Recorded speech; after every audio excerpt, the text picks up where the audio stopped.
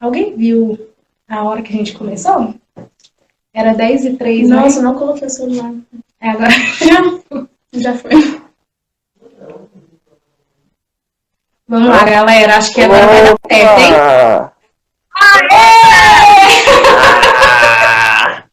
Agora deu certo!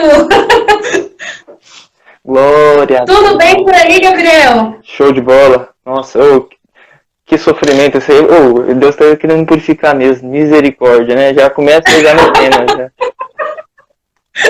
Tudo faz parte, entendeu? Tudo faz parte, nada aqui é por acaso. Tudo é providência, tudo é graça. É verdade. Vamos só começar rezando uma Ave Maria, né? Vamos entregar esse momento.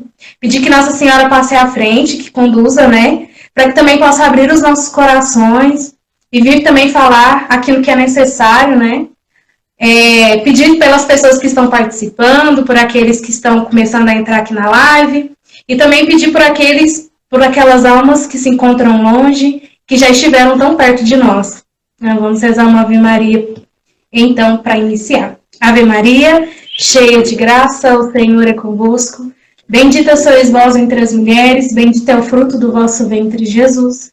Santa Maria, Mãe de Deus, rogai por nós, pecadores, agora e na hora de nossa morte. Amém.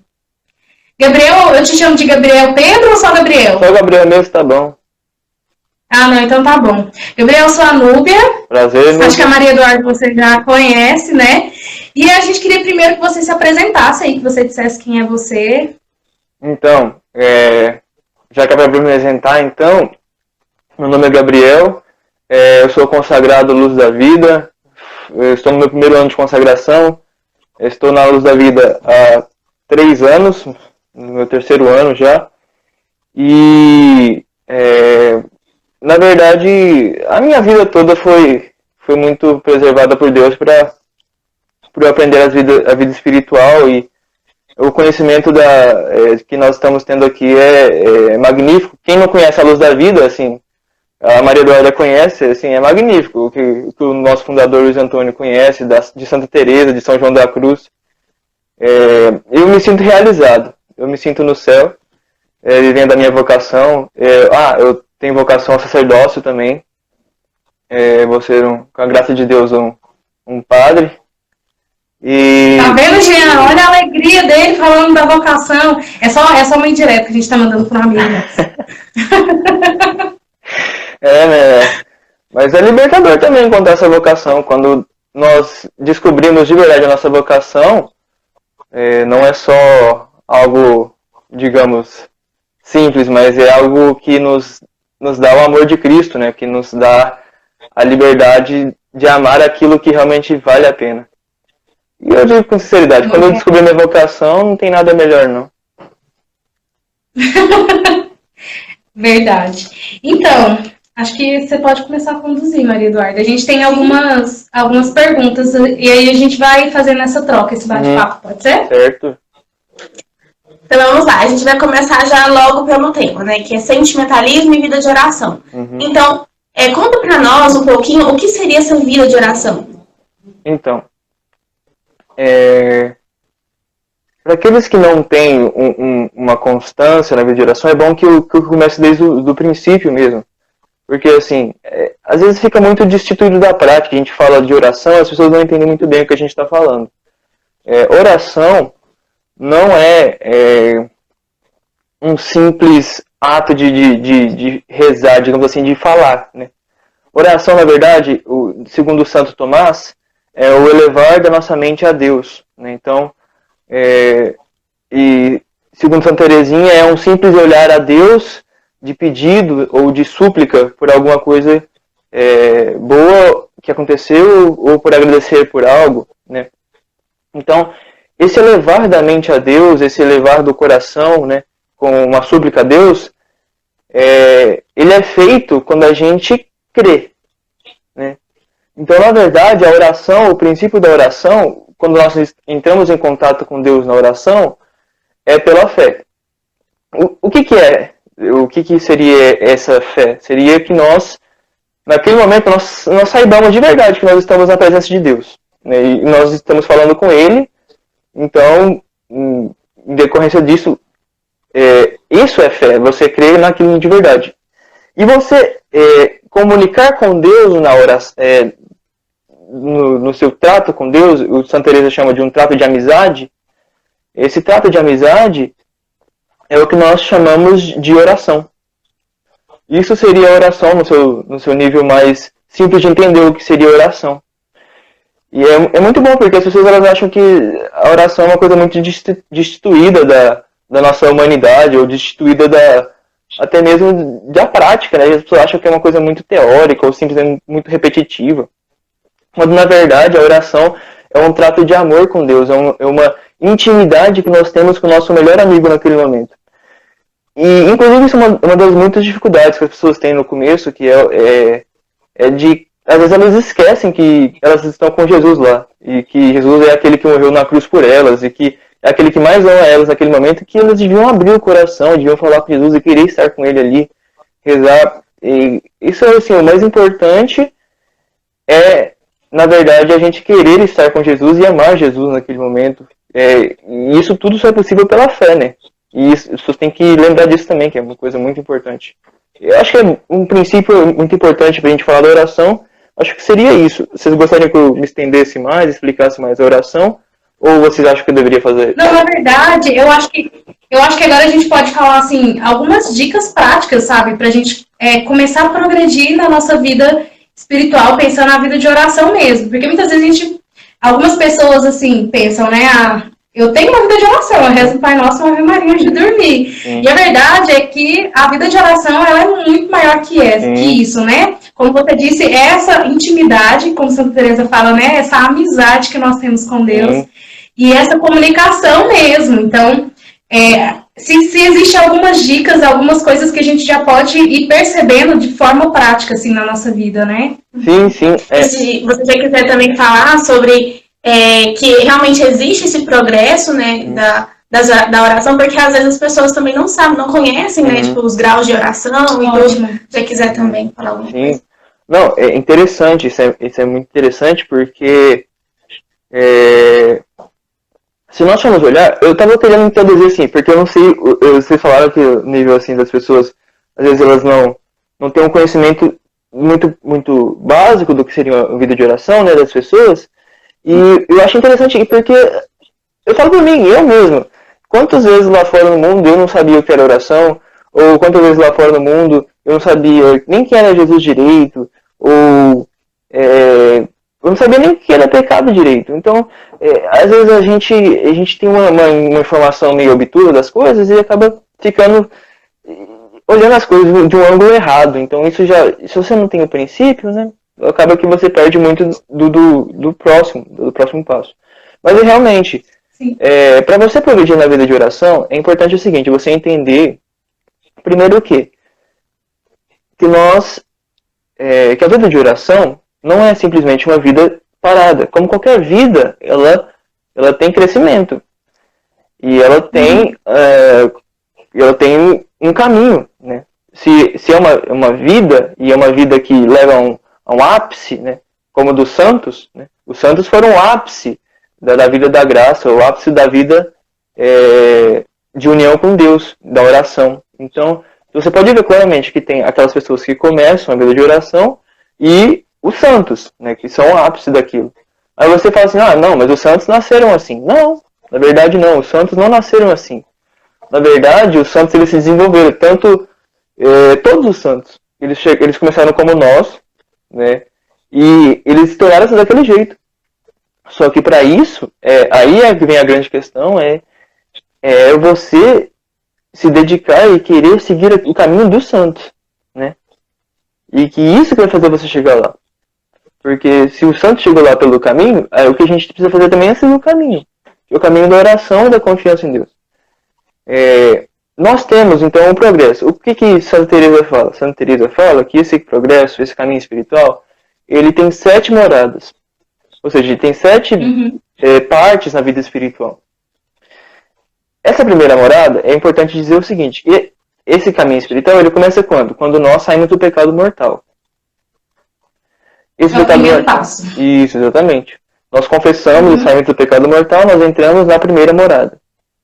que é aquela que Deus atua mais longe, mas ele atua de alguma forma. É melhor do que você estar em pecado mortal, até porque quem vai em pecado mortal, infelizmente, vai para o inferno, né? Querendo, assim, a gente querendo ou não, né? Quem está em pecado mortal, infelizmente, não terá a alegria de conhecer a Deus e terá a infelicidade de conhecer Satanás face a face e abraçar ele com ele lá no inferno, dançar lambada com ele lá. Mas,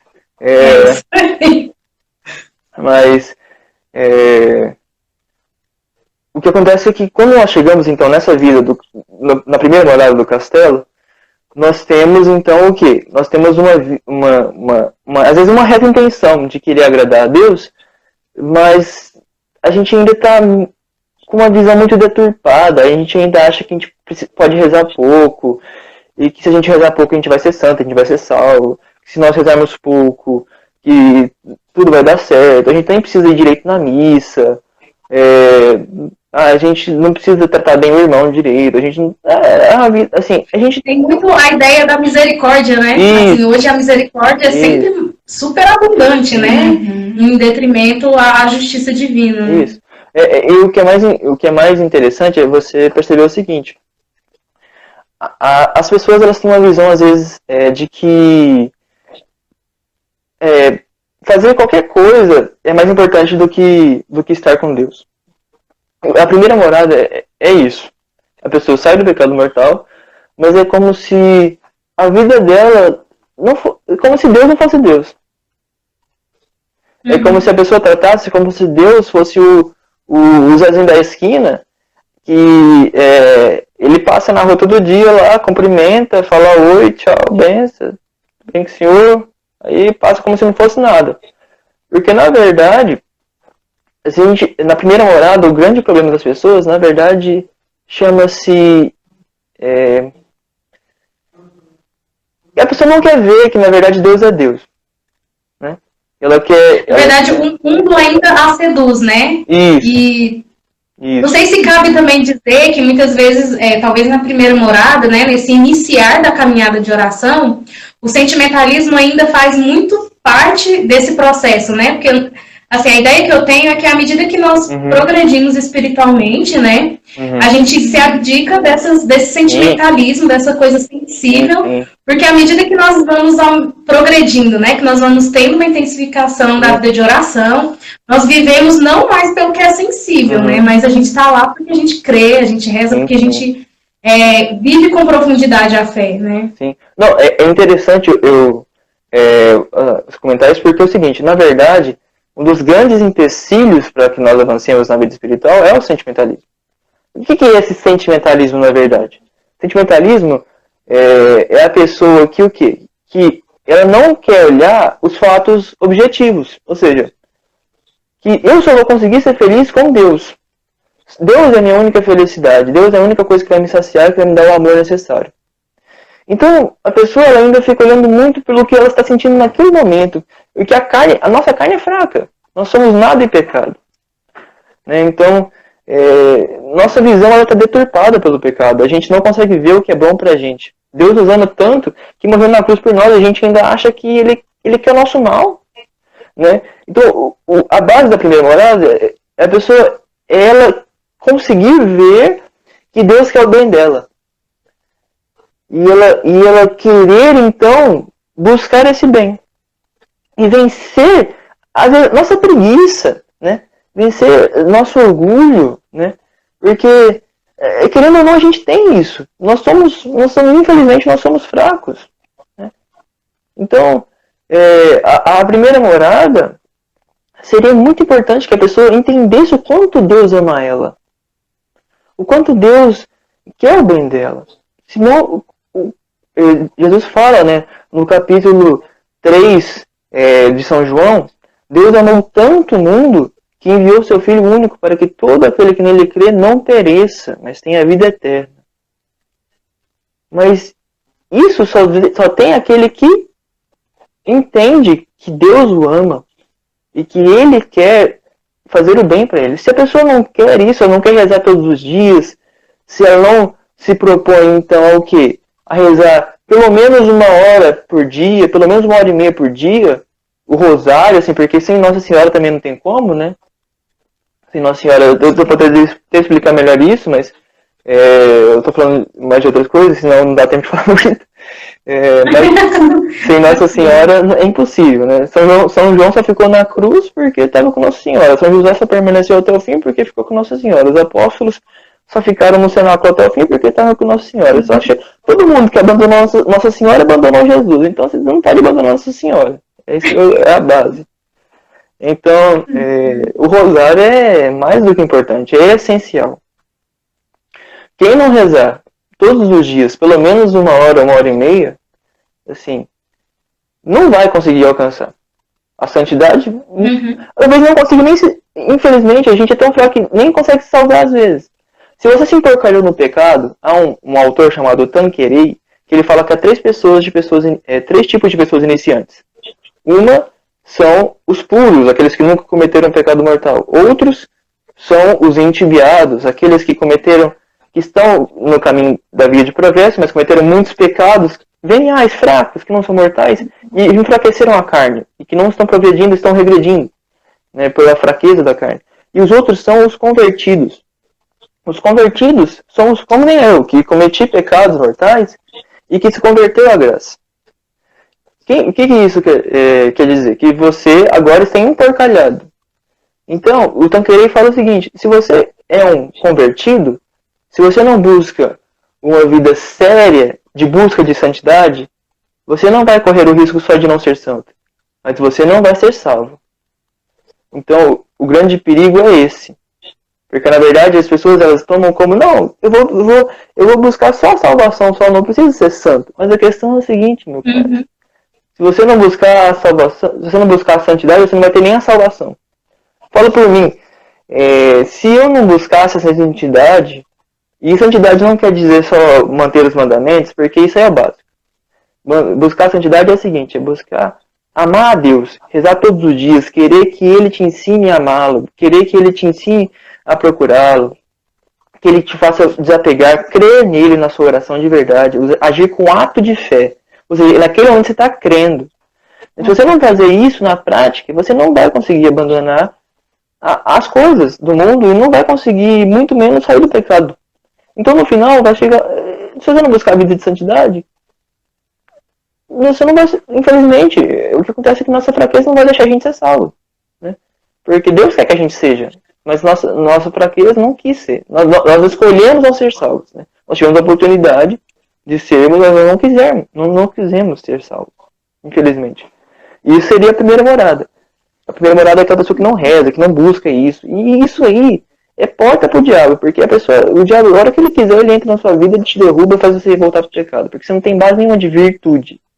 Ou seja, de um hábito bom. Você só tem um monte de hábito ruim. Então, se o diabo quiser entrar naquele lugar, você não reza, você não tem a força de Deus.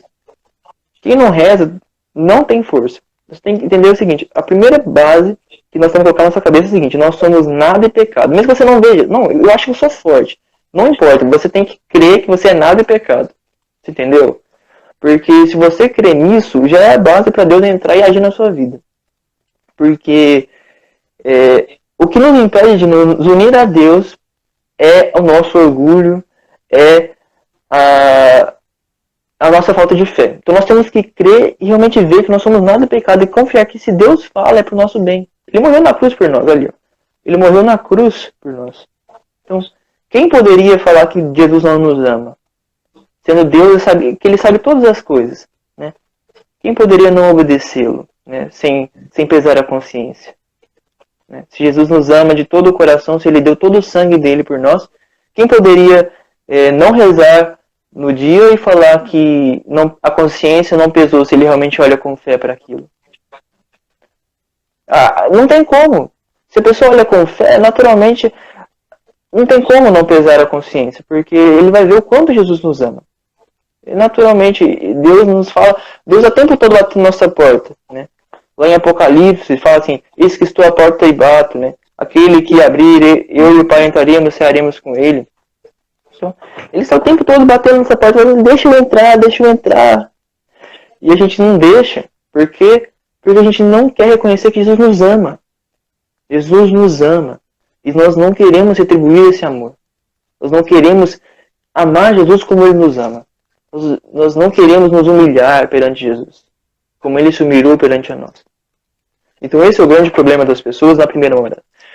Na segunda morada é o seguinte, a pessoa ela já decidiu, ela já encontrou o seguinte, não, Jesus me ama. Jesus me ama, então é isso que eu quero, é esse o meu único bem, a única coisa que importa. Jesus, ele sabe o que é o melhor para mim. Então a pessoa já começa a rezar todos os dias, ela já não comete pecados mortais habitualmente. Ela pode cair de vez em quando por fraqueza, né? E se cai, logo ela se recupera por contrição. A pessoa ela reza, geralmente, 5 dias por semana, 7 dias por semana. Ela não deixa de rezar menos de 5 dias, com certeza, toda semana. Ela já busca a vida de oração. E o que é mais incrível é o seguinte, quando a pessoa ela começa isso, Deus começa a falar com ela. Deus começa a falar com ela. Você fala assim, falar com ela? Como assim? Deus fala pra gente? Como assim? Desce um feixe de luz e... eu já ouvi essa na catequese. Tipo isso, né? Você tá lá, a pomba reluzente do Espírito Santo desce sobre você. Aí ele vai e chega assim, eis que estou convosco. Não. Já pensou, meu filho? Meu eu imagino filho assim, amado, com aquela voz de louvor, entendeu? meu filho amado, estou convosco. Seria ruim se fosse assim. Na verdade é melhor do que isso. É melhor do que isso, porque ele fala num lugar em que é mais profundo do que se fosse só externo. Jesus fala o seguinte, lá quando ele vai se despedir dos apóstolos, ele fala assim, eu tenho que ir, porque quando eu for, eu vou mandar o Espírito Santo para que eu comunique com vocês. E aquilo que eu não poderia revelar, agora eu vou poder revelar melhor. Mas como assim? Porque agora aquilo que Jesus falava externamente, ele fala um lugar mais profundo do que a gente consegue ver com os nossos olhos. É algo mais profundo, é no centro da nossa alma. Deus está aqui. Nós procuramos, Santo Agostinho fala, tarde te amei, beleza infinita. Fora te procurei, mas foi dentro que eu te encontrei. Santa Teresa também fala, né? O céu está dentro de nós. Então, quando nós começamos a rezar todos os dias, como eu falei para vocês, pelo menos 1 hora, 1h30, buscando Deus, entendendo que Ele nos ama e que Ele quer o nosso melhor, assim, querendo se abandonar o pecado de vez, não, essa coisa nojenta eu não quero mais para mim. Eu quero realmente amar Jesus como Ele me ama. Eu quero realmente retribuir o amor dEle e encontrar com Ele, porque eu creio nele. E crescer realmente nessa fé, nessa oração, Ele começa a falar conosco. Esse falar conosco não é algo, como eu falou, um feixe de luz desce, a pomba desce e fala, ei, filho, que estou convosco aqui todos os dias. Aí a pomba fica batendo asas, você vai querer espantar a pomba, você vai preparar a sua oração, vai, asas aqui. Zé, mais. Não, tem uns pombos que batem asa lá na nossa oração, a gente vai rezando na capela lá e eu, Deus, misericórdia. Nossa! Ainda bem que Deus não desce como pomba na oração. Ainda bem que Deus não desce como pomba na oração. Misericórdia, viu? Mas, então... Não, é porque você não estava no retiro e o pregador falou, agora vamos fazer silêncio, escutar o Espírito Santo. E aí, a chácara ao lado tinha porcos, e os porcos começaram a gritar. Ah! Foi ótimo. Realmente, nessa hora eu tive que segurar. Foi de bola, sim. Mas aí, o que é mais fantástico é o seguinte, Deus nos fala de uma maneira mais perfeita ainda. É o seguinte, Ele fala de uma maneira que nós sabemos que é Ele. Como geralmente, muitas vezes até os protestantes falam, Ele fala na palavra. Ele fala na palavra. Mas é verdade, Ele fala realmente na palavra. Mas o que é essa palavra? Não é uma palavra exterior, como a gente lê. Nem é uma palavra imaginativa, nem uma palavra intelectual, digamos assim, puramente natural. Mas quando Deus fala conosco, nós sabemos que é Deus. Porque Ele fala de uma maneira diferente dentro de nós. E não é sentindo Deus, não é experimentando Deus, mas é uma revelação na inteligência. Porque Deus nos deu uma inteligência para que nós discernamos a verdade. E tem duas formas de Deus atuar na inteligência, pela verdade natural, como, por exemplo, 2 e 2 são 4, isso é uma verdade natural. E, por exemplo, como quando Ele fala por nós uma verdade interior, que nós estamos rezando, por exemplo, o mistério do rosário. Aí você fala, a Virgem Maria concebeu do Espírito Santo. Né? Aí você fala assim, nossa, a Virgem Maria era templo do Espírito Santo. E aquilo não fala só exteriormente, mas aquilo fala interiormente com você. Quem experimentou sabe do que eu estou falando. Então, você pode perguntar... É uma verdade que, na verdade, a gente reza tanto o rosário, mas aquele dia você meditou com tanta profundidade, né? E aí acho que a gente já pode falar um pouco do ato de fé, que é importante para esse crescimento, né? Sim, sim. O que eu vou comentar agora, tipo, eu só vou falar completar meu raciocínio da meditação. Sim, sim. Que Deus nos fala na inteligência e Ele revela essa verdade. Quem já teve essa experiência sabe do que eu estou falando. E são muitas pessoas, milhares de pessoas, milhões de pessoas já tiveram essa experiência, que estão vivas, não estou nem falando de quem está morto, não. Você pode perguntar, tanta gente. Mas é o seguinte, quando Deus fala no nosso interior, aquilo, nós temos certeza que é Deus. E não é algo sensível, é algo que um discernimento espiritual, e aquilo fala conosco. Nós chamamos muitas vezes de verdade de fé, né? No meio, às vezes, muitas vezes, da vida carismático ou dos grupos, a gente chama de verdade de fé. Não, eu tenho uma verdade de fé nisso e tal, Deus falou comigo na oração. Então, isso seria essa comunicação na inteligência de Deus. Então, é o seguinte, quando a pessoa ela faz isso, ela tem esse discernimento, ela sabe que é Deus. Quando é Deus que fala, nós temos certeza que é Deus. Quando nós não temos certeza, geralmente não é Deus. Porque quando Deus atua, geralmente Ele atua no Espírito, então tem a inteligência envolvida. Né? Então, quando Ele atua dentro de nós, e nós temos certeza daquilo, então realmente aquilo é Deus. Porque quando Deus atua, nós temos certeza que é Deus. Qualquer um que quando experimentar isso pode ter certeza. Você vai saber, nossa, eu experimentei Deus, isso aí você vai saber. Mesmo que você não discerna na hora, por exemplo, se eu for dar uma direção para você, se alguém for dar uma direção para você sobre isso, você consegue discernir, porque você fala, realmente, não fui eu, e isso aí era Deus atuando em mim. Mas para você chegar nisso, o importante é aquilo que eu falei para você rezar todos os dias, né? Aí você fala assim, não, mas se eu rezar todos os dias, que nem as velhinhas que vai na missa, lá no santuário, e essa que eu rezando o rosário todo dia, eu vou chegar na santidade? Eu falo assim, depende. Depende. Se eu todos os velhinhos já estava tudo santo, convertendo, que nem o São Paulo lá, com as cruzes lá, vamos lá converter os hereges, com as bengalinhas dela assim. Não, mas infelizmente elas provavelmente não conseguiram atravessar os percalços da vida de oração. E é para isso que, na verdade, o meio para você progredir na vida de oração é você rezar com ato de fé. O que é rezar com ato de fé? O que diferencia a velhinha que rezou 200 anos e não conseguiu chegar na vida de santidade e uma pessoa que reza 10 anos e consegue chegar numa via avançada? É uma pessoa que reza com fé. Mas assim, só fé? Só fé, Jesus fala na Bíblia o seguinte, aquele que crê consegue mover até uma montanha. Que dirá se você crê? Mas o negócio é o seguinte, só que você tem que entender o seguinte, a fé está baseada no seguinte, na vontade de Deus. Se Deus quiser mover aquela montanha e você falar com fé, Deus é que realmente aquela montanha vai sair dali e vai mover para o mar. Só que é o seguinte, você tem que saber quando Deus quer mover aquela montanha. Você fala assim, montanha, move montanha, eu creio. Sai daqui, pra lá, pra cá. Não, aí a montanha não vai mover. Você não está movendo de acordo com a vontade de Deus. Só que tem uma montanha que Deus quer tirar. Que Ele quer tirar, Ele quer nos dar virtudes e tirar os nossos pecados. Isso é certeza, porque Deus quer nos fazer santos. Ele quer que todos nós sejamos santos, né? Sede santos como vosso Pai Celeste é santo. Então é o seguinte, toda vez que você reza, você pode ter certeza que Deus é Pai Todo-Poderoso. Ele é Todo-Poderoso, Ele pode fazer o que Ele quiser. E que Ele quer te fazer santo. Então, se você pedir alguma coisa para você ser santo, Deus está te dando naquele momento. Com certeza absoluta. Então, é essa certeza na vontade de Deus, que é Todo-Poderoso, que quando você reza, você move a montanha. Aí, com humildade, né? Isso. Mas se você faz ato de fé, naturalmente aquilo já é um ato de humildade, porque você está se humilhando perante Deus, está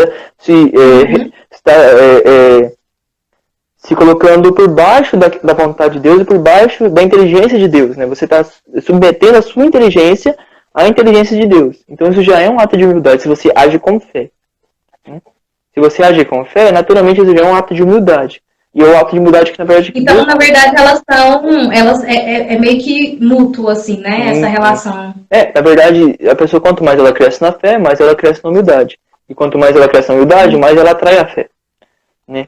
Porque a humildade é a virtude que nos traz a verdade, né? E, naturalmente, a fé é um ato intelectual. Né?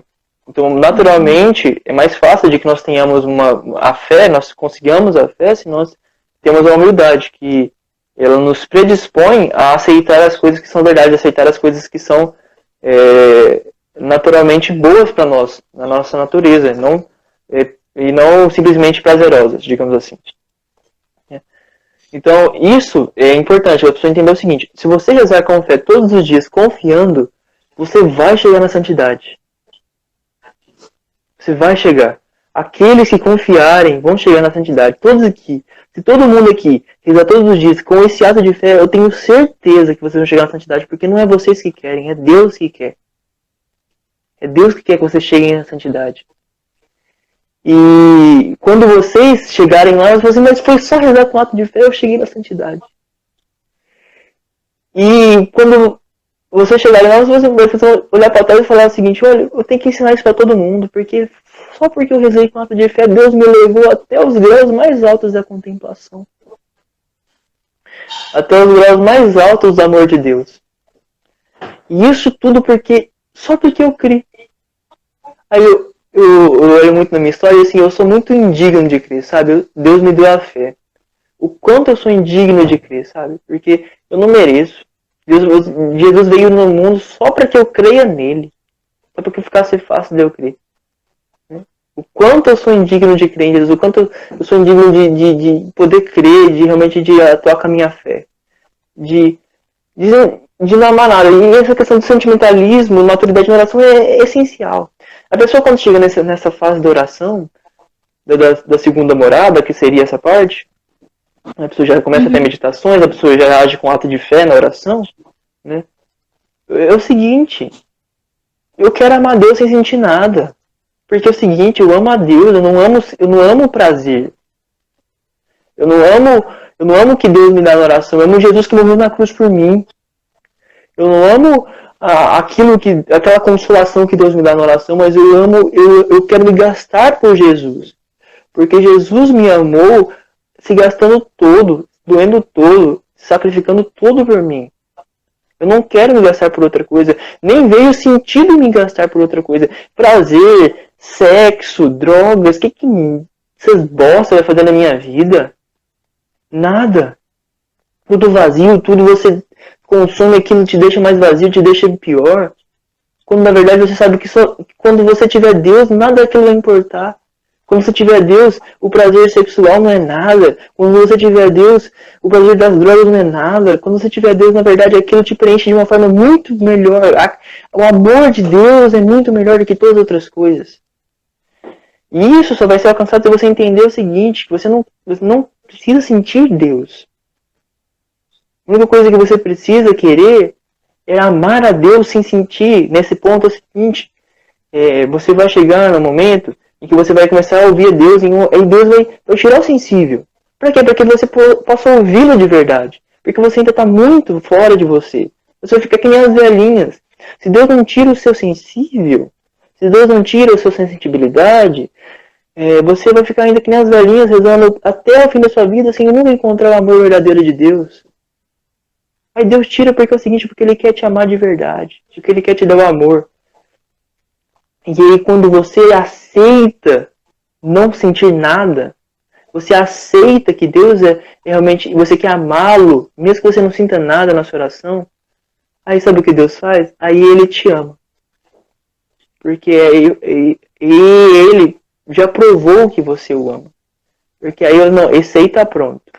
Esse aí tá pronto para me conhecer.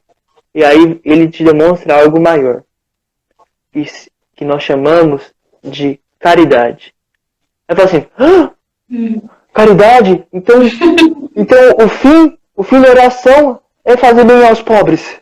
Eu sabia. Isso tudo era enrolação. Não, eu vou embora da live. Volta. Eu sabia que tinha algo de errado. Ai, não, você não entendeu. Não é essa caridade que nós estamos falando. É de uma outra caridade. A caridade que nós estamos falando, sim, é o amor sobrenatural de Deus.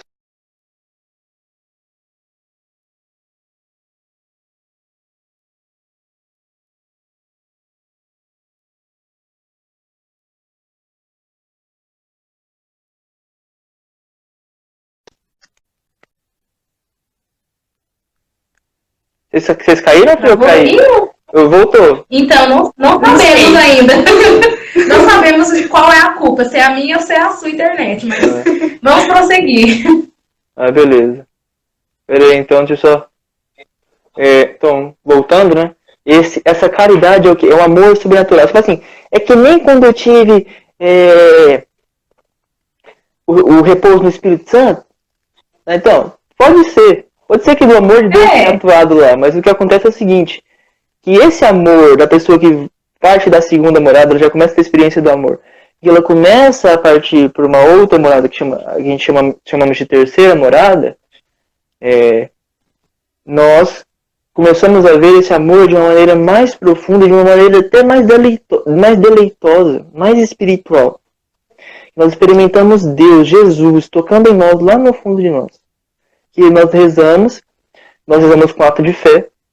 E o de você rezar com ato de fé com desapego, você confiando em Deus, aquela confiança de querer imitar Jesus, né, de querer ser como Jesus, que isso tem que ser nossa base, querer ser como Jesus, aquela confiança te traz uma esperança cega, digamos assim, uma esperança ser certa de que Jesus está te dando aquilo. E aquela esperança de querer ser como Jesus e que Ele está te dando aquilo naquele momento, te gera caridade. E essa caridade, ela é como um amor que te une ao Cristo naquele momento. E aquilo vai te unindo a Ele no momento de oração. São breves momentos no começo. São breves momentos que vai te unindo a Jesus e aquilo vai te dando uma paz. Assim, vale mais do que 3 rosários. Certeza, aquele momento de caridade ele vale mais que 3 rosários juntos.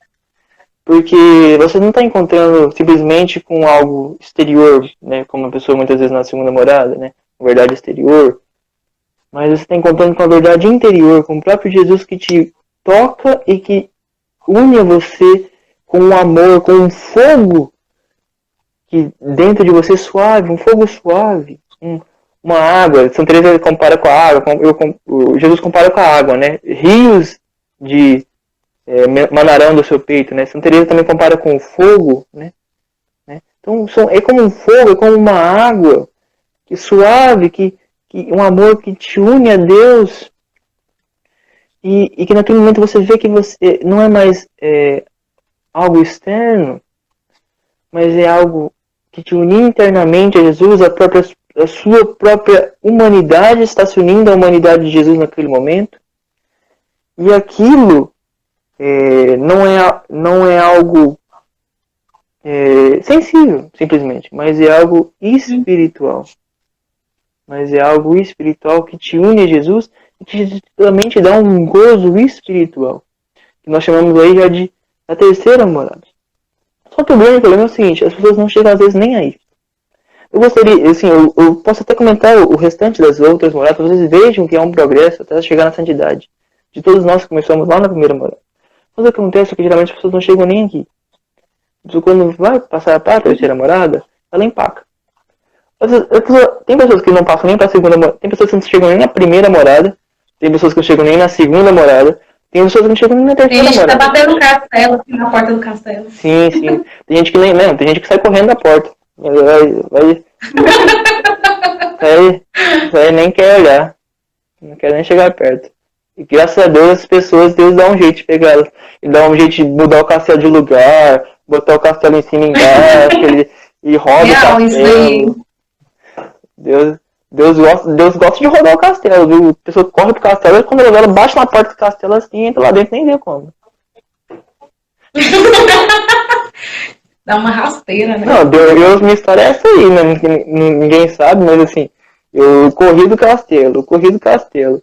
Aí quando eu vi, eu bati na porta assim, entrei, mas como é que eu tô aqui dentro? Eu já entrando já, o que tá acontecendo? Quando eu olhei pra trás, o que aconteceu? Eu já sou consagrado. O que está acontecendo? Acontece. Aí, meu Deus me pegou, né? Fazer o quê? Mas aí. Mas. Ah, Não, pode continuar. é, Deixa pra te interromper daqui a pouco. tá bom. Mas é interessante o quê? Porque as pessoas. Eu já comentei a questão do empacamento da primeira morada. Né? Pra você entrar na primeira morada, você criar vergonha na cara mesmo e abandonar o pecado mortal. Que esse negócio vai te matar e vai levar pro inferno. Então, cria vergonha mesmo. E aceita que Jesus te ama. E queira confessar seus pecados. Porque senão você. Primeiramente, você vai pro inferno. Né? Isso é o pior mal que pode haver. Mas segundo, você vai perder o amor de Jesus. O que eu estou contando tudo aqui para você vai perder. Mas se você se confessar e tiver uma contrição, sabe o que vai acontecer? Jesus vai olhar para você e falar o seguinte: é que ele falou com o nosso fundador, estou feliz com a sua fé, e ele vai te puxar. Porque uma pessoa que tem reta intenção de agradar a Deus, Deus ama essa pessoa, né? Tudo concorre para o bem daqueles que amam a Deus.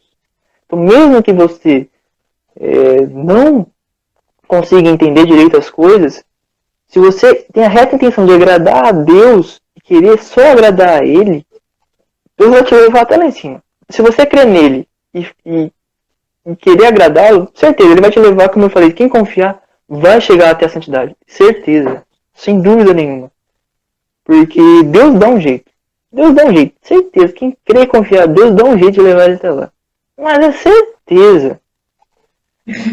Porque Deus, ele, assim, ele é, entre aspas, ele é carente, né?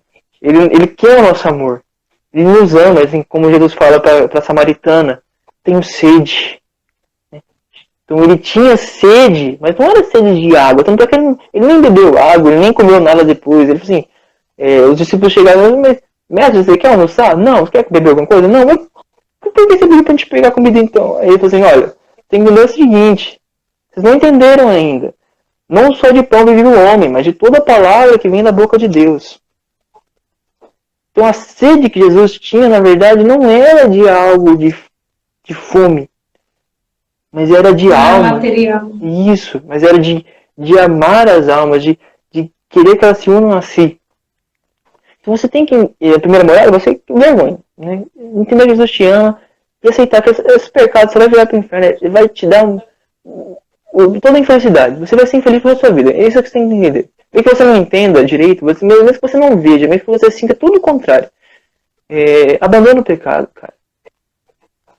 Não fica nisso, porque isso vai te deixar infeliz. Tanta coisa que você tá perdendo, cara. Jesus é tão melhor. Jesus é tão melhor que isso tudo. Sexo, droga, não é tão melhor, cara. Abandona. Porque tanto é perda de tempo, cara. Você sabe que Jesus é melhor. Você sabe que Jesus é muito melhor. Você sabe que Jesus ele te ama muito mais e com o amor dele. Você só vai conseguir viver de amor quando você encontrar o amor de Jesus. Então, busque o amor de Jesus. É só isso que importa. É só isso que vai te saciar. Na segunda morada eu expliquei também como é que você entra. Pedro. Oi. Oi. Gabriel. Oi. A nossa live tá quase encerrando. Ixi. Aí faltam 18 segundos para ela fechar, porque quando dá uma hora eles encerram, né? Uhum. Eu vou salvar a live, vou iniciar e você entra novamente. Combinado? Pra gente poder prosseguir. Combinado, sim. Então tá bom. Então, pessoal, a gente vai iniciar de novo a live, hein? Então, vamos esperar o povo entrar? Não vai, já pode ir falando como é que é. Na verdade, eu acho que você pode prosseguir. A galera vai entrando aí. Beleza, então. Então, eu ia comentando a questão de você para passar para a segunda morada, é aquilo que eu comentei, né? Você, o quê? Você se determinar a rezar todos os dias, você querer encontrar o amor de Jesus como ele te amou. Você entender que ele te ama e que você vai encontrar esse amor porque ele prometeu. Né? Sim. Porque ele vai te dar isso. Você se determinar a rezar o rosário todos os dias com um ato de fé, crendo. O que é crer? É rasgar a alma, é de coração. não é da boca para fora, é de coração. Ou seja, você saber que isso é verdade mesmo. Naquele momento que você fala, não é algo da boca para fora, mas você tem que falar de coração. Aquilo que você já crê, você tem que rasgar. Você fala assim, eu creio de verdade, você vai me dar essa virtude. Por exemplo, você está rezando o rosário, primeiro mistério, doloroso, por exemplo. Aí você vai rezar o seguinte, Jesus, a angústia mortal de Jesus no Horto das Oliveiras. Aí você olha lá naquele mistério e fala assim, o que Jesus tinha, o que Maria tinha que eu não tinha, né, que eu não tenho. Né? Então, nossa, Jesus realmente quis obedecer ao Pai. Então, que eu seja obediente como o Senhor é, Jesus. E eu creio que o Senhor vai me dar isso. Esse Pai nosso, está no céu, santificado seja o vosso nome, venha a nós o vosso reino. Reza assim, rápido, não precisa nem ser devagar. Você reza rápido, crendo que o quê? Que Jesus está te dando aquela virtude naquele momento. E não é da boca para fora. É o seguinte, Jesus está me dando mesmo, neste momento, essa virtude. Eu creio de verdade. E se você fazer isso, você vai ver como você vai progredir em pouco tempo. Eu falo por experiência de muita gente que está aqui em casa, minha própria experiência. Se você fazer isso com fé, em pouco tempo você vai estar progredindo, você vai estar abandonando os seus vícios, você vai estar criando virtudes, porque essa fé é a única coisa que Deus quer. O único sacrifício que agrada a Deus, né, é a misericórdia. Né? Deus fala, não quero o sacrifício, mas eu quero a misericórdia. Né? Então isso, assim, se nós entendemos isso num sentido mais que é o que nós precisamos agora, num sentido profundo, não o mais profundo. O mais profundo seria na mística, né? Mas um profundo para nós seria entender que o quê? Que Deus não quer que nós simplesmente o sacrifício pelo sacrifício, mas Ele quer que nós confiemos na sua misericórdia, nós creiamos, nós ajamos com fé. Então, o único ato que Deus quer é que você creia. Se, por exemplo, um pecado, uma tentação está te atrapalhando a crer, aí você tem que fazer o seguinte, você tem que mortificar para que você possa crer. Porque o importante é crer, mas se alguma coisa está te impedindo de crer, você tem que fazer o necessário também para tirar que isso te impeça de crer. Uhum. Então isso é importante. Não é mortificar por mortificar. A mortificação na igreja não é assim. Tanto é que as mortificações não são obrigatórias, por quê? Porque na verdade não pode. Primeiro que tem gente que tem saúde fraca, mas também para que as pessoas entendam que é o seguinte, que o que Deus importa de verdade é com a fé, né? E com o amor que você faz as coisas. Por exemplo, se você faz, São Paulo fala, né? Se você faz alguma coisa sem a caridade, né? Não adianta de nada, não vale nada, né? Então, sem amor, né? Então, se você se flagela, se você faz até arrancar sangue das suas costas, mas você não tem amor, se você não tem fé naquilo que você faz, né, que é por Deus, que é por amor a Deus, né, aquilo não tem valor nenhum. Então, na verdade, o que importa, por exemplo, você não precisa fazer isso. Deus vai, por exemplo, se Deus quiser que você faça isso, quando você for progredindo, Ele vai te dar a capacidade de fazer isso. Uhum. Entendeu? Ele te dá a capacidade. Né? Santa Teresa, ela não começou assim, mas no final ela também teve mortificações grandes, né? Os santos não são assim, a não ser que tenha uma graça especial de Deus, né? Mas nós começamos aos poucos, né? Começamos aos poucos e essa graça de Deus,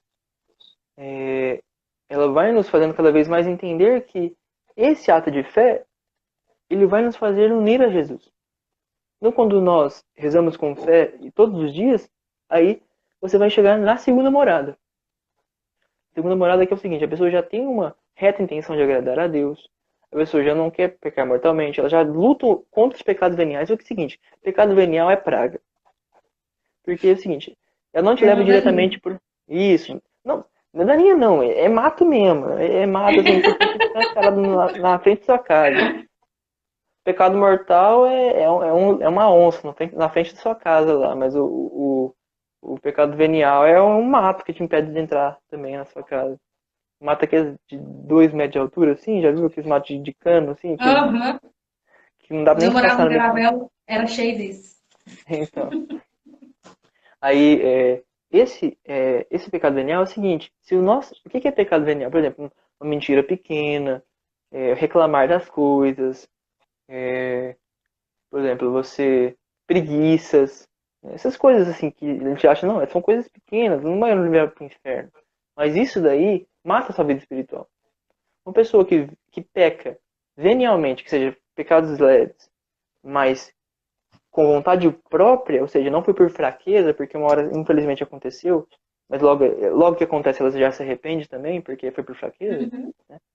Mas se foi por deliberado, ou seja, por vontade da pessoa, não, eu quis fazer isso, então aquilo vai corroendo a alma da pessoa.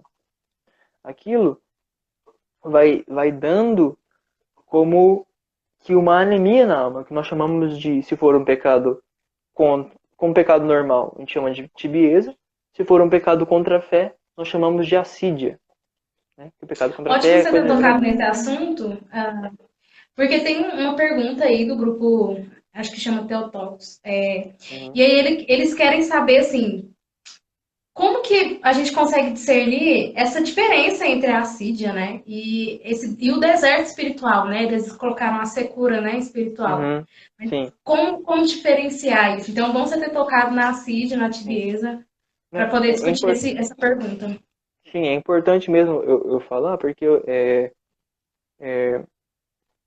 primeiramente você entender que eu estava falando de que a pessoa peca várias vezes e Uhum, ela entra nesse estado.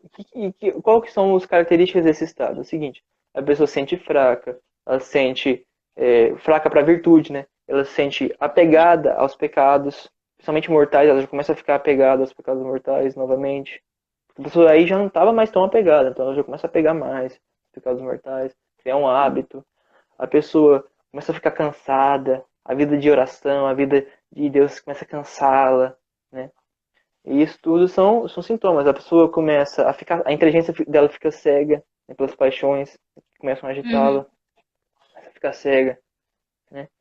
E isso tudo são sintomas das duas doenças, né? As duas doenças, assídia e tibieza, teriam esses dois sintomas, seriam causas diferentes. Causas diferentes, né? Mas os sintomas seriam praticamente idênticos. Teria uma outra tentação chamada desânimo, mas que gera uma aversão às coisas santas, né? Uma aversão. Mas isso aí tem muito mais é muito mais forte e o remédio, sinceramente, é a pessoa se humilhar. Isso é contra o desânimo. A pessoa tem que se humilhar, sinceramente, e seguir cegamente o diretor espiritual. Inclusive, importante, depois eu vou falar do diretor espiritual, mas depois eu vou comentar primeiro essa questão de ser cura e deserto espiritual, qual que é a diferença, né? Como Isso. você discerne entre secura e deserto espiritual? Então, é muito claro. Porque é o seguinte, o que é a secura, o que é o deserto, o que é a assídia? Né? A assídia é uma doença espiritual e que tem uma causa. E o deserto não é uma doença espiritual, é uma coisa que Deus dá. Assim, se for um deserto providencial. Esse deserto a gente pode chamar também o deserto da assídia, mas assim, a gente está falando de um deserto que Deus deu, né? Vamos diferenciar aqui, né? Um deserto que Deus deu e o deserto da assídia, né? Digamos assim, porque os dois teriam securas na oração, né? Só que é o seguinte, o deserto de Deus, ele tem como vista primeiramente te purificar e te fazer você chegar mais alto. Então, quando o deserto é de Deus, primeiro, você não tem uma afeição pelo pecado. Você não tem uma afeição pelo pecado. O que acontece? Você quer servir a Deus. Mesmo que você seja tentado, mesmo que você esteja muito tentado, você não tenha sensibilidade nenhuma oração, a pessoa, o que acontece com ela? Ela quer servir a Deus. Ela quer se unir a Deus. Ela quer ser fiel a Deus. Então, isso seria a secura de Deus na prática.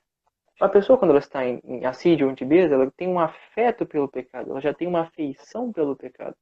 Não simplesmente uma tentação, mas ela já começa a querer aquilo. Mas como seria minha vida se eu tivesse aquele pecado de volta?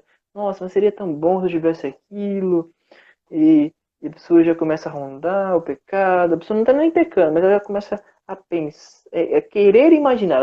Se você imaginar, se você, então a questão é a seguinte, se você imaginar qualquer coisa sexual deliberadamente, é pecado mortal. Mas é o seguinte, você já começa a querer pensar nessas coisas, a dar uma voltinha, a querer, não, mas seria tão bom se você começar a criar um hábito em relação ao pecado, a pessoa já começa a criar um, um desânimo para a vida espiritual. Mas o principal diferença, na verdade, é o seguinte, que é a causa. Né? Um é Deus e o outro são os pecados. Então, o principal é o seguinte, aquele que reza, né? Se você tem um assídio, provavelmente você reza. Por quê? Porque a pessoa que está na primeira morada, que não tem oração, ela não teria essa facilidade por exemplo, de se manter na virtude para que ela chegasse a ter uma fraqueza espiritual. Então, a pessoa que está na primeira morada, ela já não teria essa doença em si. Né? Ela ficaria fora do castelo mesmo, né? se viesse tentação. Né? Mas uma pessoa que está na segunda morada, ela já tem uma certa virtude basilar e ela já pode ser tentada assim, de maneira e pode cair em pecados veniais, tem que cair tão facilmente em pecado mortal. Então, essa doença espiritual, ela é causada pelos pecados. Então, a pessoa que está na segunda morada, ela já tem uma oração habitual, geralmente. Né? Uma das grandes tentações do demônio é o seguinte, é você sair da oração. Então, nunca sair da oração. Independente se você estiver ruim, se a oração estiver seca, sei lá o que for, não abandone a oração. Mas é o seguinte, se você está ruim sem oração, com a oração, imagina sem a oração. Imagine sem. Imagine sem a oração. Então, o negócio é o seguinte, para quem reza, né? Para quem não reza, se você está sofrendo as coisas que sobram sem virtude, é porque você não reza. Mas então é o seguinte. Então é a causa. Então a pessoa que está na segunda morada, ela tem que rezar e ver na oração o seguinte, quando ela já estiver recolhida com os atos de fé, ela faz vários atos de fé. O que é ato de fé? Por exemplo, eu rezo o creio em Deus Pai, crendo em cada coisa que eu falo. Creio em Deus Pai, Todo-Poderoso, Criador do céu e da terra. Quando eu rezo o Salve Rainha, eu creio que Nossa Senhora está intercedendo por mim. Quando eu rezo o Santo Anjo, eu creio que o meu Santo Anjo está intercedendo por mim, está me ajudando naquele momento. Então, cada coisa que você for rezar, você reza com fé, ou seja, rasgando de verdade, eu creio mesmo. E isso é o importante. Você fazer esse ato de fé na sua oração até o ponto que você... O que é recolher? Você ficar focado. Você ficar focado. Ou seja, você está com Deus e você não está se distraindo habitualmente. Você está focado em Deus. Esse se focar em Deus seria uma graça que Deus, teoricamente, porque Deus atua na vontade pela graça, né, quando você faz o ato de fé, até que essa vontade se fortalece e ela, meio que entre aspas, ela se mantém mais firme na inteligência, né? Ela se mantém mais firme nas coisas que você quer raciocinar, nas coisas da oração. Então ela tem força para resistir às tentações, pelos atos de fé contínuos que você fez. Se você fez isso, você sabe o que eu estou falando. Mas se você não fez, experimente. Faça esse ato de fé que eu estou te falando. E se não conseguir direito, continue perseverando que você vai conseguir. Certeza. Então é o seguinte. O ato de fé, ele nos daria esse recolhimento. E durante o recolhimento, o que você faria? Quando você estiver no meio da sua oração, provavelmente, como você... se você estiver em assídia, naturalmente aquilo vai vir a você na oração. Ou seja, vai vir um apego seu. E quando você estiver na sua oração, aquilo vai vir para você. Aí é o seguinte, você não vai... Se você ainda não tem virtudes fortes de uma pessoa que já consegue ver a caridade, que ela já teve várias verdades de fé, e se mantém na terceira morada, você não precisa... Se for, por exemplo, pecado sexual, não pegue diretamente ele para meditar. Porque isso pode gerar muitas vezes pecado. Então, o que você precisa fazer é o seguinte. Você vê aquilo, você vê o quanto você quer aquilo, né? Sem olhar demais. Você vê o quanto você quer aquilo e você faz um ato de fé de entrega a Deus, confiando na misericórdia divina que Ele vai te socorrer naquele momento. E aí você vai entender, aí você vai perguntar o seguinte: por que eu estou pensando nisso? Né? Você vai pensar, né? Por que eu estou pensando nisso? É, é, é, tá falando porque a gente pensa na CID, né? Então, Isso. você vai perguntar por que eu estou pensando nisso. E se você estiver na CID e você estiver em recolhimento na oração, Deus vai, por exemplo, ele vai te revelar que você estava pecando. Você estava pecando habitualmente nesse pecado. Na verdade, você nem precisa. Isso aí é uma forma mais perfeita ainda. Mas, por exemplo, se você tem uma vida de oração já, e você sabe quais são os pecados, né? Ou se você olhar para fazer um exame de consciência, você faça um exame de consciência. Não um exame de consciência escrupuloso. É o seguinte, você vê, tipo, por exemplo, eu arranhei o chão da calçada passando na esquina. Não. Por exemplo, você vê realmente o que você fez de errado. Né? E quando eu falo de errado, é coisas pequenas também. Por exemplo, se você mentiu que escondeu uma balinha de alguém, por exemplo. Se você mentiu qualquer coisa, se você escondeu, se você roubou uma balinha, por exemplo, isso é pecado. E isso tem que ser visto por você e também tem que ser arrependido e confessado. Porque isso pode te levar, te tirar toda a salvação e pode tirar, inclusive, de você ser um santo, porque você quis roubar balinhas. Né? Então, você fazer um exame de consciência, você pode ver o seguinte: eu tenho pecado habitualmente, em algum pecado venial. Aí a pessoa em oração, né? Você não precisa ser uma oração às vezes profunda, né? Como eu estava falando aqui, você faz o nome do Pai, você se prepara, faz um momento de oração fervorosa. E depois é o seguinte, eu tenho pecado habitualmente em algum pecado. Ao você fazer isso, por você estar em oração, provavelmente você vai ver o que você tem feito de pecado. Se você tem feito só um pecado aqui, outro ali, venial, mas foi por fraqueza, e quando foi venial? Foi ocasionalmente, quando foi deliberado, foi ocasionalmente, você logo se arrependeu e se confessou? Não, então isso aí não pode gerar uma assídia em mim, porque uma assídia tem que ter um hábito de você repetir um pecado venial deliberado várias vezes, para você gerar essa secura da assídia. Um hábito, inclusive, um pecado, inclusive, contra a fé. Né? Você tem que ver, não, tem pecado contra a fé? Não. Então, não tem pecado habitualmente contra a fé. Então, realmente, não tem como eu estar no assídia. Então, não é a secura da assídia. Aí você olha o seguinte, olha, eu estou querendo agradar a Deus? Sim. Eu estou rezando todos os dias? Sim.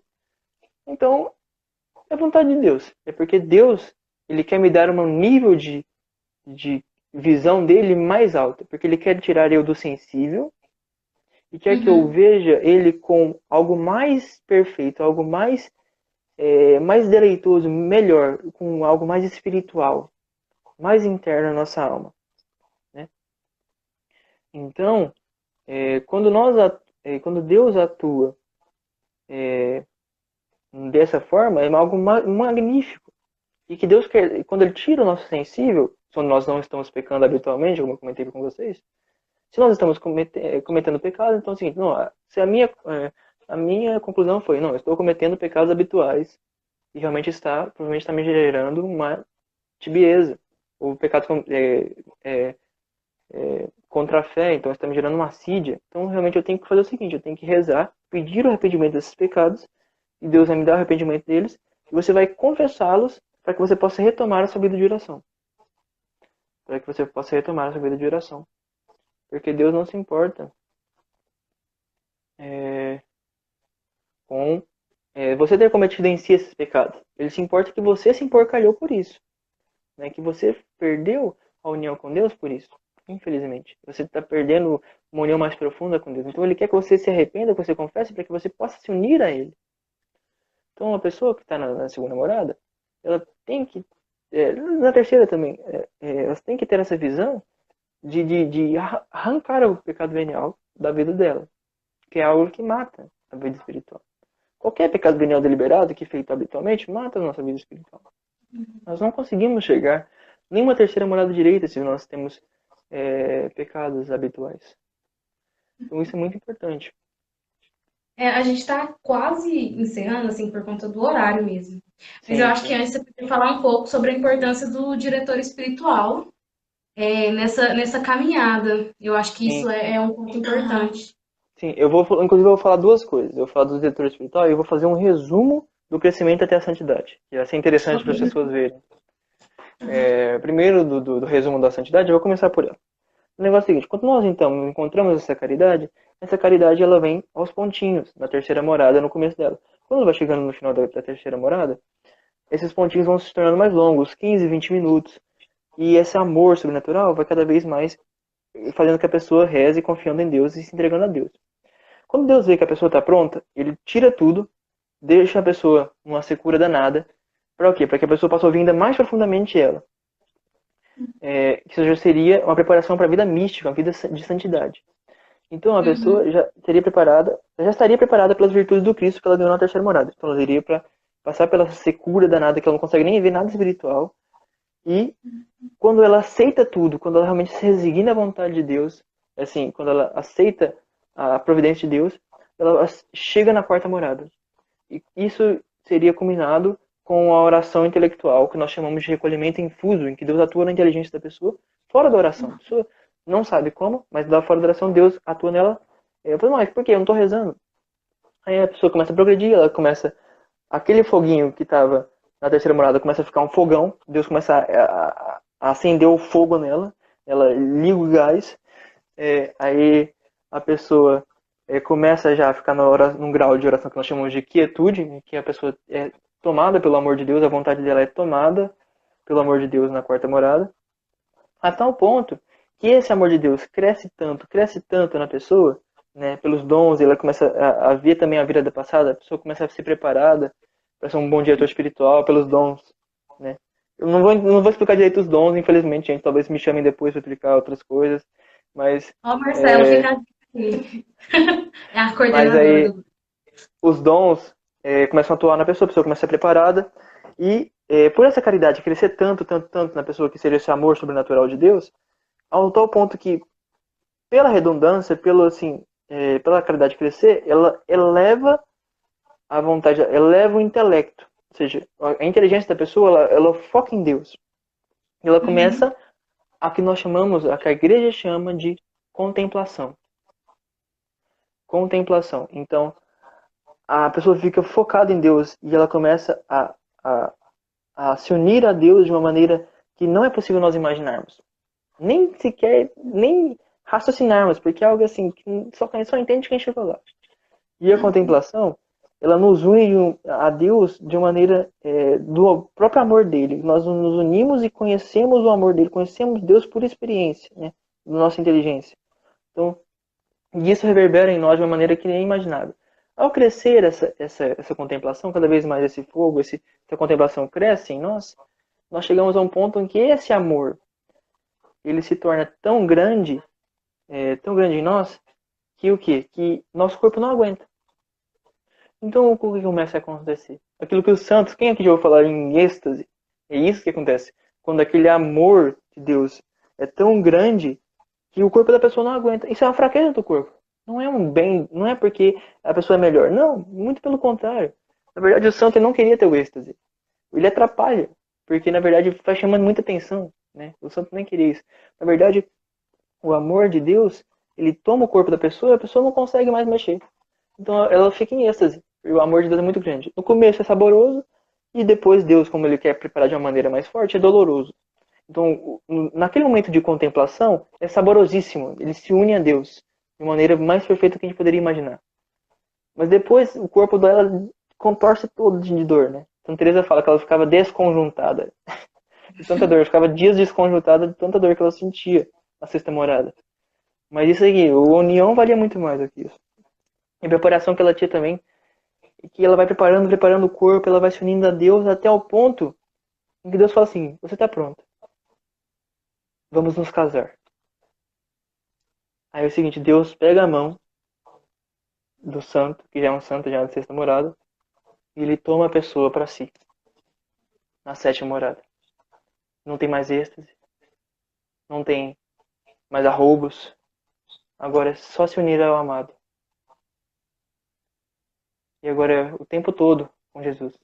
Então Teresa fala que num mês, às vezes, ela passa às vezes só um dia sem contemplação. De todo o tempo do dia dela. Então assim, o amor que a pessoa tem na sétima morada é assim, algo que os santos, eles experimentaram muito perfeitamente. E todos os santos, pode ver assim, eles quiseram alcançar isso, eles alcançaram isso mais perfeitamente pela humildade e pela obediência.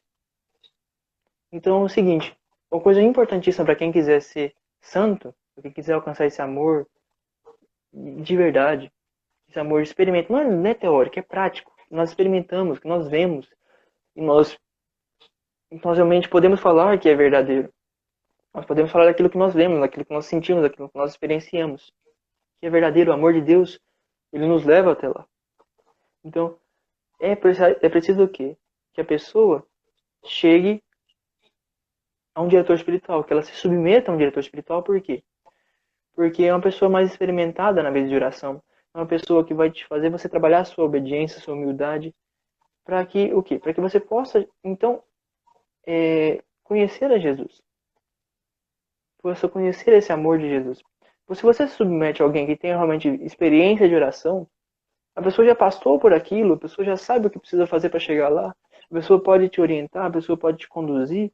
Então, você tem uma pessoa que vai te guiar, tudo aquilo que a pessoa demorou até chegar lá, ela vai te trazer um atalho para que você chegue na contemplação.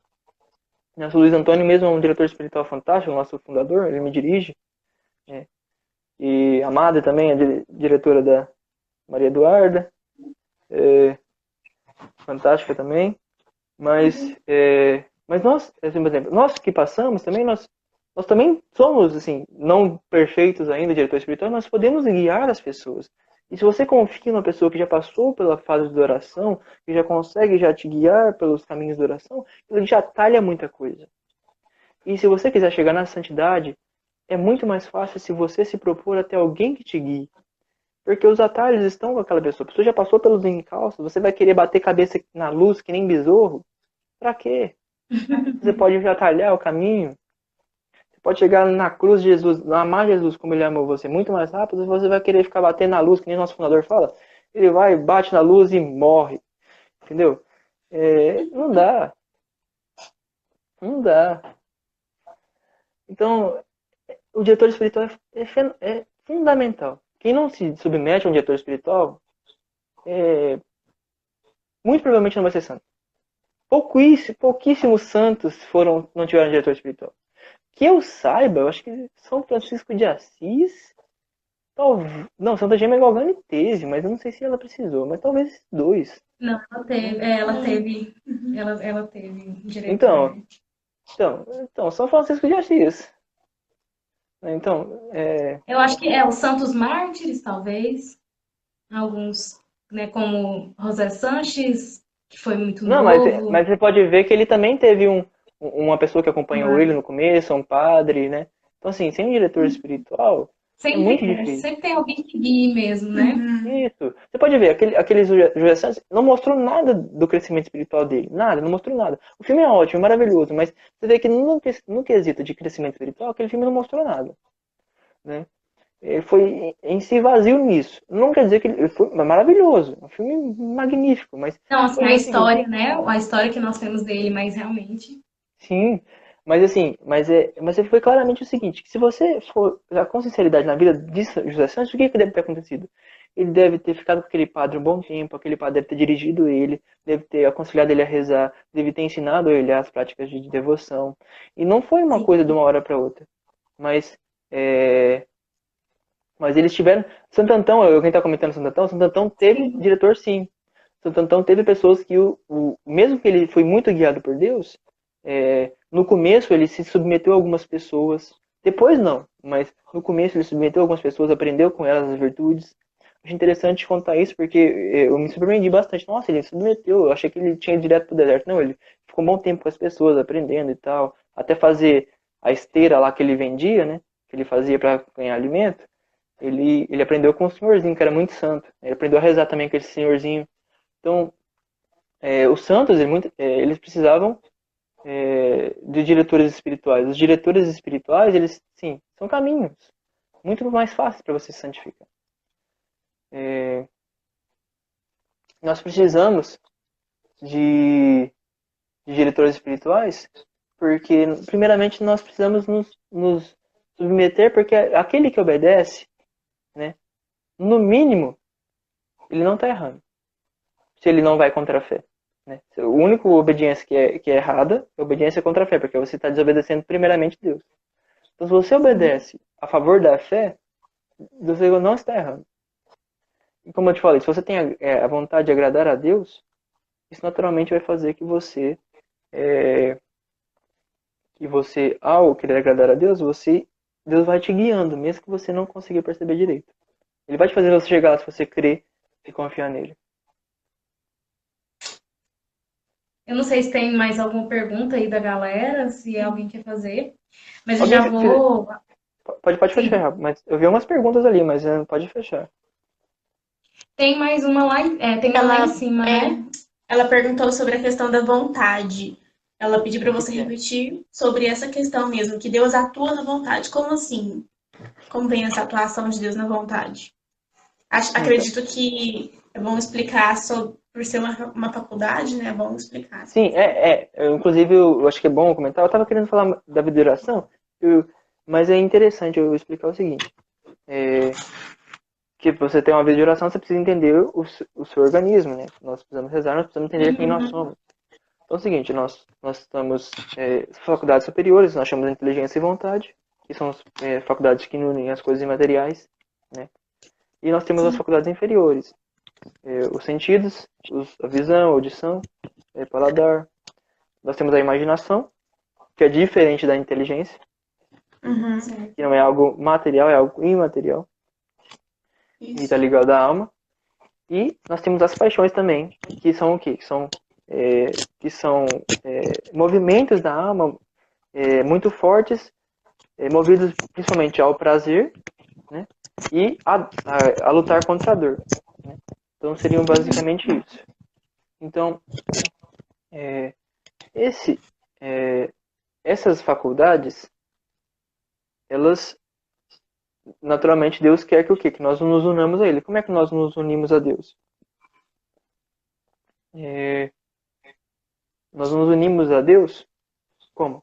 Nós nos unimos a Deus quando nós somos tomados pela graça de Deus e nós unimos nossa vontade e nossa inteligência a Ele. Isso acontece pela graça, mas por meio da fé e da caridade. A caridade, que é uma virtude, é um amor de Deus sobrenatural que atua na nossa faculdade chamada inteligência. Inteligência não, de vontade. Confundi, me perdoem. A caridade atua na vontade, na faculdade chamada vontade. A inteligência atua a fé. Tá? A caridade atuando na vontade, ela... O que é Deus mover a vontade? É o seguinte, Ele dá um amor a nós, né? E esse amor é como se Ele nos movesse a nos unir a Deus. Como você tem uma experiência, às vezes, de uma conversão, às vezes é a primeira conversão, mas você fala assim, eu experimentei o amor de Deus. Esse amor de Deus está muito misturado com o sensível, mas se você olhar muito assim, lá no fundo, você vai ver que a experiência, na verdade, foi o seguinte, o sensível não importava. Você vai ver que na seguinte, Deus te tocou lá no fundo da sua alma e Ele te tomou. É como Ele tomasse a sua vontade. É como se Ele empurrasse a sua vontade com o amor dele. E isso seria uma forma da caridade agir. Uma caridade meio passiva nesse momento, né? Porque assim, você não estava querendo, então Deus agiu, Ele meio que empurrou a sua vontade para você fazer isso, Ele empurrou meio que a sua fé, né? Então, ele atua na nossa vontade por meio da caridade, né? Ele também dá a graça para que nós para que nós creiamos, né? E é um ato de vontade crer, né? Você crê na inteligência, só que você faz um ato de vontade, né? Com certeza absoluta, mas é um ato de vontade. Então, esse Deus atuando na nossa vontade, esse amor, é o que nos faz nos unir a Ele, né? Então, a vontade seria as faculdades, como eu falei para vocês, e Deus pode atuar em nós principalmente pela caridade na nossa vontade. Ele também pode atuar de outras formas, mas o principal seria a caridade. Teria a esperança também, que Deus atua na vontade, nos faz esperar a vontade em Deus, né? E também teria a graça atual, que atuaria na vontade. Não vou explicar direito, não dá para explicar muito, é muita coisa. Depois vocês me chamam depois. É uma coisa, depende da outra, né? Sim, mas Deus, mas é a graça, né, de Deus, né, que atua em nós e que nos move a nossa faculdade chamada vontade, que é diferente de desejo, é bom diferenciar isso. Ou seja, você é um diabético, você tem desejo de comer doce, aí a sua vontade fala não. Então, desejo de comer doce, mas a sua vontade vê que aquilo é mal, aquilo vai te fazer mal. Então, você inibe o seu desejo pela vontade. Ou seja, são duas coisas diferentes, dá pra perceber claramente aí. Então, Tem uma pergunta aí falando se você tem alguma indicação de livros que fale sobre esse assunto aí. Então, indicações de livros são as seguintes. Primeiramente, Tanqueray. Compêndio. O negócio é grosso, mas o negócio é bom porque é de consulta, gente. Tem que dizer o seguinte: Compêndio Ascética e Mística do Adolfo Tanqueray. Eduardo vai pegar aqui o livro. Magnífico. Ele tem um tratado. Ele explica. Bem Ele explica as paixões de uma maneira muito boa, assim, magnífico. Ele explica as moradas, assim, o progresso na vida espiritual, muito bom também. É muito, muito bom esse livro, Tanqueray. Também tem... eu poderia indicar para você Santo Tomás, né? Que tem o Tratado das Paixões, mas ele é muito, assim, nível acima, né? Porque o negócio, você tem que entender muito filosofia. Filosofia porque ele faz uma discussão bastante filosófica e teológica, né? Sim, exatamente. É uma coisa muito... Inclusive, ele é o doutor da igreja, assim, tomado como base de todos os doutores, né? Então, São Tomás, assim, se você quiser estudar, assim, eu quero estudar, assim, tudo que tem de melhor, tomar em São Tomás, vai achar. Tudo que tem de melhor. Porque só se você vai entender ou não, né?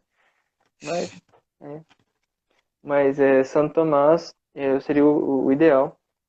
Tem o Royo Marim, agora é um livro dele, que é a Teologia da Perfeição Cristã. Tem em português agora, tinha em espanhol, né? Tem em espanhol ainda em PDF. Eu tenho em português também aqui, eu comprei. Mas assim, é muito bom, ele fala dos graus de oração, das moradas. Você pode entender. É bom, muito, muito bom. Também é grosso. Vocês não podem assustar com esses livros grossos, porque não é para ler tudo também, gente, de uma vez, não é para você começar desde o começo.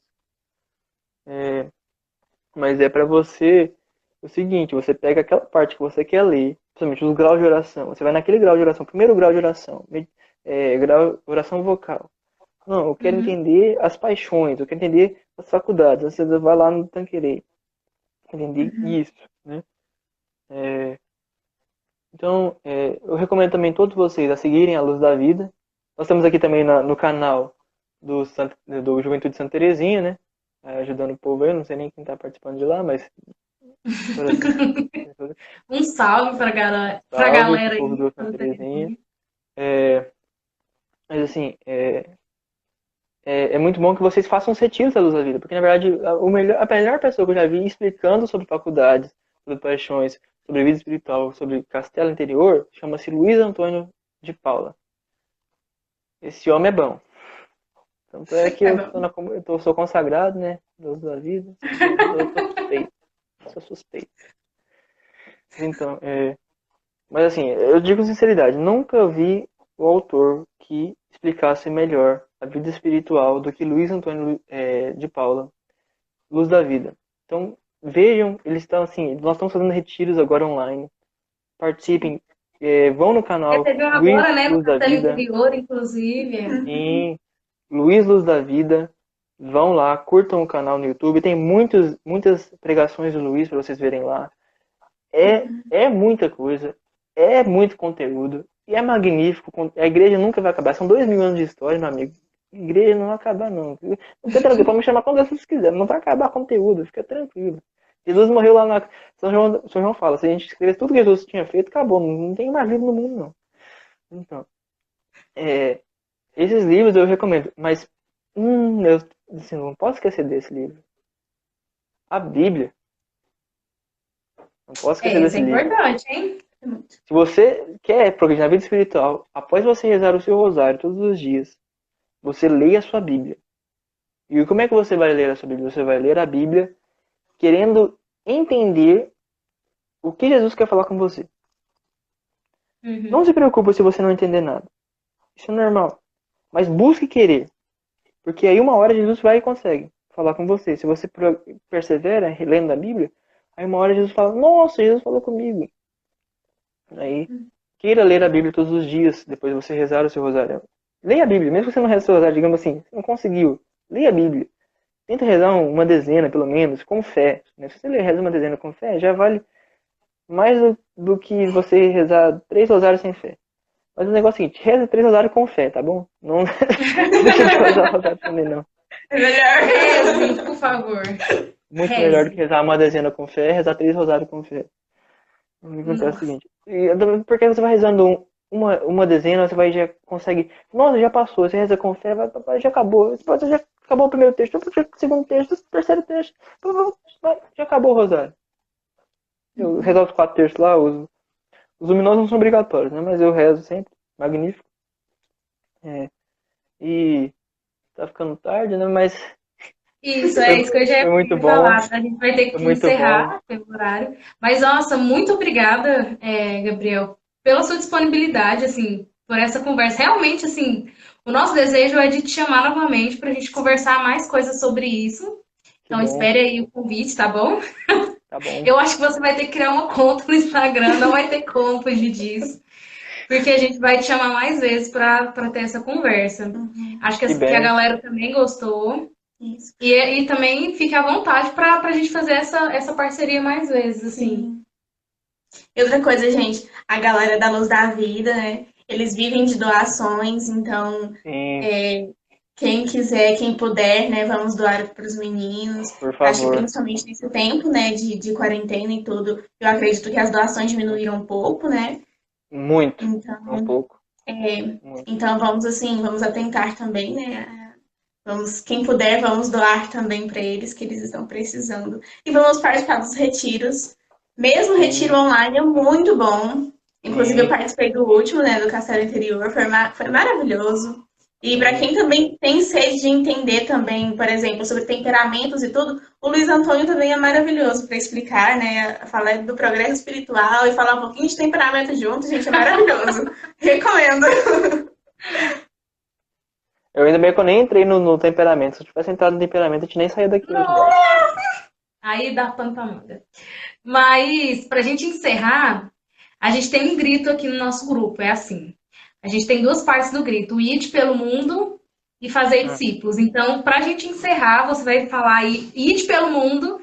E nós 2 aqui vamos encerrar dizendo e fazer discípulos. Combinado? Mas aí pode falar assim, bem forte, entendeu? Tipo... Eu só não posso gritar porque o pessoal já tá dormindo aqui já. Aquela voz grossa assim, entendeu? Pra acordar a galera aí da comunidade. Eu só não posso gritar, porque senão eu vou ser inchado. Eu seria inchado de Não, então casa. tá, porque vai que você não pode vir de novo, né, depois do grito. Então, ok, vamos obedecer. Mas aí você puxa o grito ide pelo mundo que a gente responde daqui, combinado? Beleza. Agora? Sim. Beleza. Ide pelo mundo. E fazei discípulos! Aí, vamos rezar uma Ave Maria para a gente encerrar. Muito obrigada mais uma vez pela sua disponibilidade. Nós vamos pedir que Nossa Senhora possa abençoar sua missão, né? Esse caminho que você vai trilhar aí na sua vocação. E conte conosco, né? Nós estamos crescendo aqui, mas qualquer coisa pode contar com a gente, viu? Amém. Ave Maria, cheia de graça, o Senhor é convosco. Bendita sois vós entre as mulheres, bendito é o fruto do vosso ventre, Jesus. Santa Maria, Mãe de Deus, rogai por nós, pecadores, agora e na hora de nossa morte. Amém. E aí, pessoal, nós vamos salvar a live, tá no nosso Instagram. Então, se vocês gostaram e vocês quiserem chamar outras pessoas para verem, né? Tá salvo, vai ficar 24 horas no nosso Instagram, toda essa conversa aí e tudo que a gente aprendeu com o Gabriel. Obrigado, gente. Certo.